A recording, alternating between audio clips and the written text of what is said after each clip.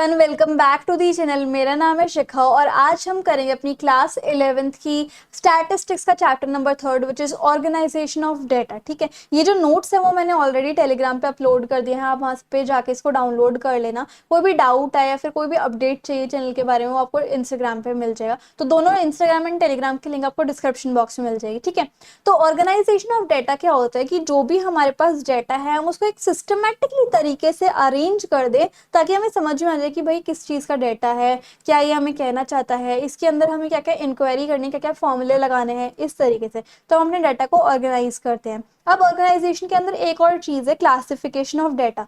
इसमें क्या होता है, हम अपने डाटा को सीक्वेंस में लगा देते हैं डेटा के कैरेक्टरिस्टिक के हिसाब से, कॉमन कैरेक्टरिस्टिक के हिसाब से। जैसे हम एक एग्जाम्पल लेते हैं बुक शेल्फ का। अब बुक शेल्फ में जो पहला है उसको मैंने दे दिया हिंदी की बुक्स को, पहला शेल्फ। दूसरा शेल्फ मैंने इंग्लिश की बुक को, तीसरा मैथमेटिक्स, चौथा साइंस और पांचवा एसएसटी। तो मैं जैसे फर्स्ट शेल्फ मैंने दिया हिंदी की बुक्स को, तो हिंदी की जो बुक्स होती हैं वो हिंदी की भाषा में होती हैं। तो मैंने जो है हिंदी की भाषा कॉमन कैरेक्टरिस्टिक थी उन बुक्स का, तो मैंने हिंदी की बुक फर्स्ट शेल्फ में सारी सीक्वेंस में लगा दी। तो इसका क्लासिफिकेशन का क्या मतलब होता है कि जब हम अपने डाटा को सीक्वेंस में अरेंज कर देते हैं उनके कॉमन कैरेक्टरिस्टिक के हिसाब से, तो होती है क्लासिफिकेशन। अब यहाँ पर ये मैंने थोड़ा बेसिक इंट्रोडक्शन दे दिया, वो भी अपनी तरफ से, ये आपके सिलेबस में था नहीं। ऑर्गेनाइजेशन एंड क्लासिफिकेशन की डेफिनेशन हमारा जो सिलेबस है वो कहता है कि वेरिएबल, उसके मीनिंग एंड उसके टाइप्स और फ्रीक्वेंसी डिस्ट्रीब्यूशन पढ़ाना है इस बार के सिलेबस में। बट एक इंट्रोडक्शन इंपॉर्टेंट था कि ऑर्गेनाइजेशन क्या होता है, इसलिए मैंने आपको दे दिया। ठीक है, नाउ वेरिएबल क्या होता है, जैसे आप अपनी क्लास 6 से लेकर अभी तक की मैथ्स में आपने वेरिएबल पढ़े हैं कि एक्स वाई जेड या फिर ए बी सी, कोई भी एक वेरिएबल आप ले सकते हो और उस वेरिएबल को आप मेजर कर सकते हो, उसकी वैल्यू भी चेंज हो जाती है, तो उसको हम वेरिएबल कहते हैं। अब वेरिएबल भी दो टाइप के होते हैं, डिस्क्रीट वेरिएबल और कंटिन्यूस वेरिएबल। डिस्क्रीट वेरिएबल ऐसे फुल नंबर होते हैं, फिर होल नंबर होते हैं, फिर कंप्लीट नंबर होते हैं जिसको आप फ्रैक्शन की फॉर्म में प्रेजेंट नहीं कर सकते, ये फ्रैक्शनल फॉर्म में नहीं हो सकते। जैसे कि 2 4 10 15 20 25, ये number of student in the class है। अब नंबर ऑफ स्टूडेंट 1.5 हो सकते हैं या फिर 0.5 हो सकते हैं, नहीं ना, वो तो फुल ही होंगे इस तरीके से। और कंटिन्यूस वेरिएबल कौन से होते हैं, ये ऐसे वेरिएबल होते हैं जिसके अंदर इंटीजर्स की वैल्यू भी आ जाती है, डेसिमल वैल्यूज भी आ जाती है, फ्रैक्शनल वैल्यूज भी आ जाती हैं, नेगेटिव वैल्यूज भी आ जाते हैं। जैसे wages of the workers in a factory, wages जो हैं वो पॉइंट की वैल्यू में आराम से दिखा सकते हैं। ठीक है, तो इसलिए ये कंटिन्यूअस वेरिएबल हो गया। अब हम बात करेंगे अपने फ्रीक्वेंसी डिस्ट्रीब्यूशन के बारे में, जो कि बहुत इजी है। ठीक है, तो यहाँ पर देखो फ्रीक्वेंसी डिस्ट्रीब्यूशन में देखो क्या होता है, यहाँ पर मैं आपको वेरिएबल भी बताऊंगी क्या है। जैसे कि ये आपकी कुछ क्लासेस होती है, class 1, class 2, class 3, class 4, class 5, और इन क्लासेस की आपको यहाँ पर फ्रीक्वेंसी दी हुई है, जैसे 12, 16, 15, 4 और 10।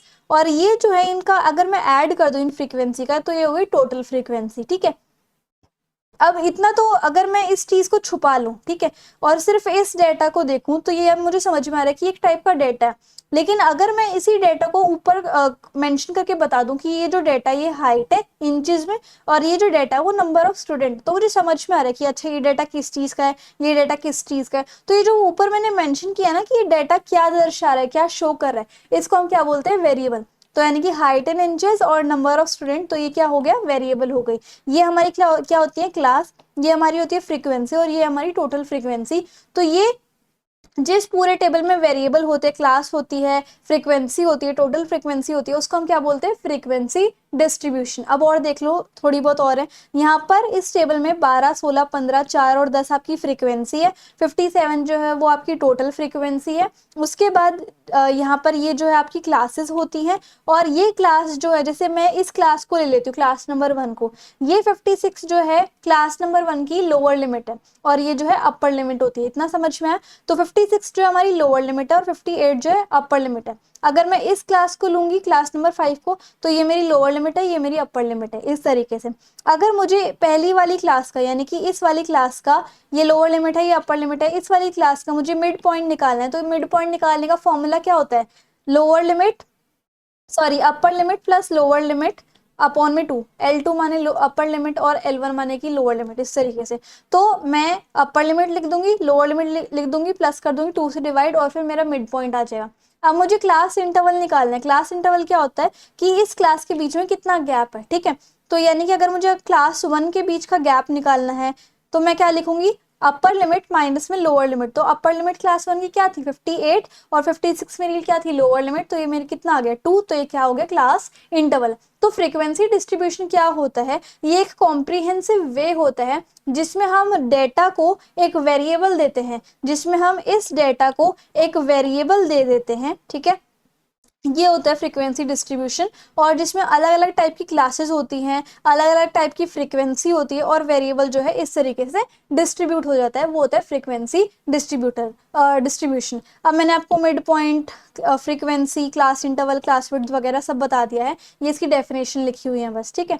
अब यहाँ पर देखो दो मेथड्स होते हैं, एक्सक्लूसिव मेथड और इंक्लूसिव मेथड, ठीक है।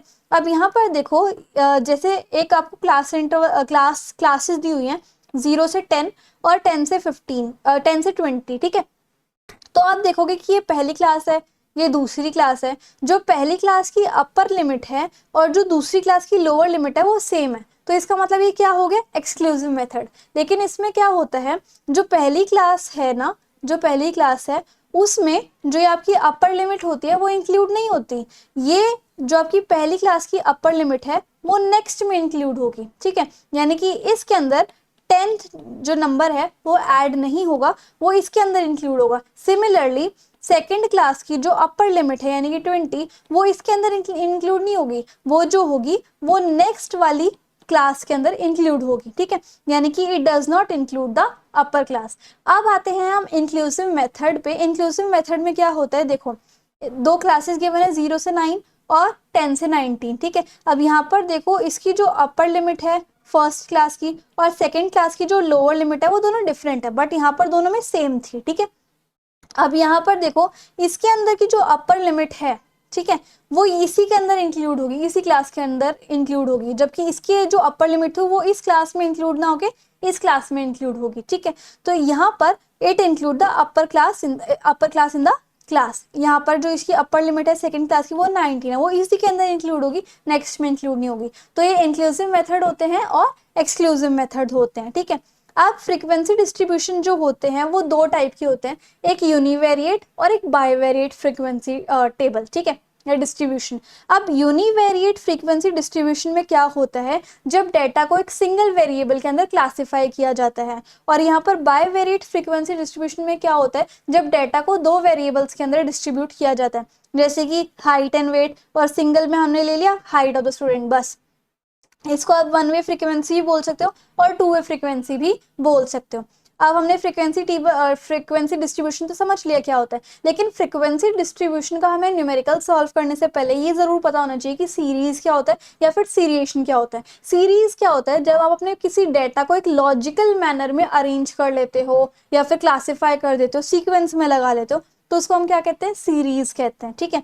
अब दो टाइप की जैसे मैंने अगर एक सीरीज लिखी 2, 4, 6, 8, 10, तो आप देखोगे कि हाँ ये लॉजिकल है। क्यों लॉजिकल है सीरीज, या फिर आपको कैसे पता चलेगा कि ये एक सीरीज है, क्योंकि सबके बीच में 2 का गैप है, तो ये एक लॉजिकल और सिस्टमैटिक अरेंजमेंट ऑफ आइटम हो जाता है, उसको हम सीरीज कहते हैं। अब सीरीज जो है वो भी दो टाइप की होती है, इंडिविजुअल सीरीज और फ्रीक्वेंसी सीरीज। फ्रीक्वेंसी सीरीज में भी दो टाइप की होती है, डिस्क्रीट सीरीज और कंटिन्यूअस सीरीज। अब इनके भी मीनिंग होते हैं, मतलब इनके भी दूसरे नाम होते हैं। डिस्क्रीट सीरीज को हम फ्रीक्वेंसी एरे भी बोलते हैं और कंटिन्यूअस सीरीज को हम फ्रीक्वेंसी डिस्ट्रीब्यूशन भी बोलते हैं, ठीक है। तो अब यहाँ पर ये तो हो गया on the basis of construction, दो टाइप की सीरीज होती है, इंडिविजुअल सीरीज और फ्रीक्वेंसी सीरीज। इसका फ्लो चार्ट बना लोगे तो समझ में आ जाएगी कि मैं क्या बक बक कर रही हूँ, ठीक है।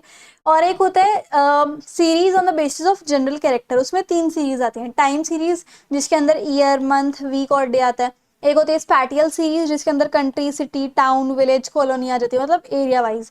और एक होता है कंडीशन सीरीज की हमारे पास कोई कंडीशन है उसके हिसाब से हम सीरीज बना रहे हैं, जैसे कि हाइट, वेट, इनकम, एज, इस तरीके से। अब ये तो समझ में आ गया। अब कंस्ट्रक्शन के ऊपर वाली सीरीज की बात होगी। इंडिविजुअल सीरीज में क्या होता है, जिसमें आइटम को हम सिंगल तरीके से ऑर्डर करते हैं, जैसे कि यहाँ पर जिसमें आइटम है उसको, आइटम जो हमारा सिंगल ही है, डेली वेजेस बता रखा है बस, तो इसको हम इंडिविजुअल सीरीज कहते हैं, जिसमें हम आइटम को सिंगल तरीके से लिस्ट करते हैं। और अरे क्या होता है, जब हमारा डेटा जो वो असेंडिंग या डिसेंडिंग ऑर्डर में होता है तो उससे हम अरे कहते हैं। बात करते हैं कंटिन्यूअस सीरीज की। कंटिन्यूअस सीरीज जो है उसमें आपका डिस्क्रीट सीरीज और सॉरी, इसमें हम बात करेंगे अब अपनी फ्रीक्वेंसी सीरीज के बारे में, जिसमें हमें डिस्क्रीट सीरीज और कंटिन्यूअस सीरीज, इसमें हमें डिस्क्रीट सीरीज और कंटिन्यूअस सीरीज के बारे में बात करनी है। तो डिस्क्रीट सीरीज हम देखो इसमें क्या होता है, डिस्क्रीट सीरीज में एग्जैक्ट नंबर आते हैं, फाइनाइट नंबर्स आते हैं, एग्जैक्ट मेजरमेंट आते हैं। इसको आप फ्रैक्शंस में कन्वर्ट नहीं कर सकते, ठीक है, फ्रैक्शंस में कन्वर्ट नहीं कर सकते। जैसे कि यहाँ पर देखो नंबर ऑफ हाउस होल्ड है 5, 15, 25, 35, 10 और 5 इस तरीके से। तो इसमें आप size of the house hold के बारे में बता रहे हो, इसमें आप जो है नंबर ऑफ हाउस होल्ड के बारे में बता रहे हो कि कितने हाउस होल्ड है, 5 हाउस होल्ड है, 15 हाउस होल्ड है, 25 है। हाउस होल्ड फ्रैक्शंस में तो नहीं हो सकते इस तरीके से। लेकिन जो भी कंटिन्यूस सीरीज होती हैं वो ऐसे नंबर्स होते हैं जो आपका ब्रेक हो सकते हैं फ्रैक्शंस के अंदर, डेसिमल के अंदर, इंटीजर्स की वैल्यू आ सकती है, जैसे कि वेट, हाइट और इनकम, है ना।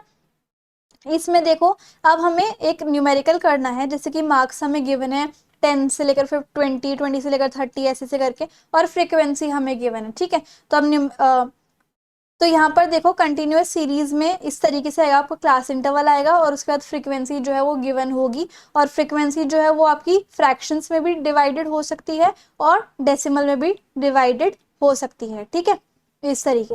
अब हम आते हैं एक न्यूमेरिकल की तरफ। न्यूमेरिकल देखो इस तरीके से होगा आपका, age of 25 students of class 11th are given, prepare the frequency distribution. अब यहाँ पर आपको एज गिवन है 15, 16, 16, 17, 18, 18, 17, 15 इस तरीके से, और आपको फ्रीक्वेंसी डिस्ट्रीब्यूशन बनाना है, ठीक है।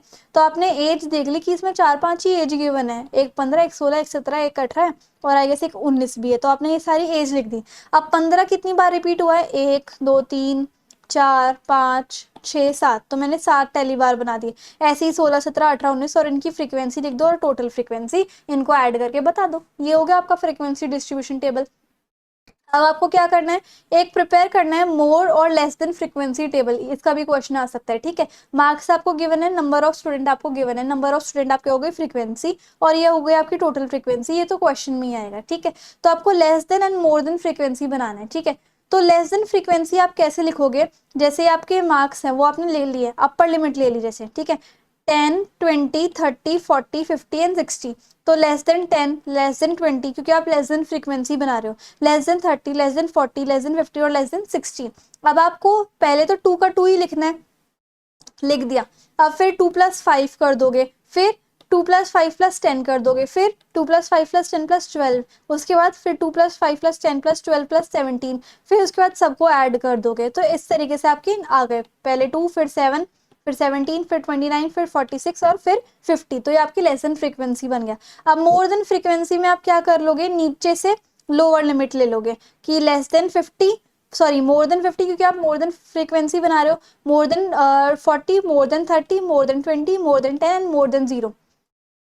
50, 40, 30, 10, 20, 10 एंड 0, तो ये मोर देन वाली आ गई। अब आपको इसमें क्या करना है, नीचे से स्टार्ट कर दो, पहले लिखो 4, ठीक है, less than sorry more than 50 कितने हैं, 4 है, ठीक है। अब हमें बात करनी है कि मोर देन 40 कितने हैं, तो 17 + 4, ठीक है। मोर देन 30 कितने हैं, फिर इन तीनों को ऐड कर दोगे। मोर देन 20 कितने हैं, इन चारों को ऐड कर दोगे। मोर देन 10 इन पांचों को ऐड कर दोगे, और मोर देन 0 इन 6 को ऐड कर दोगे।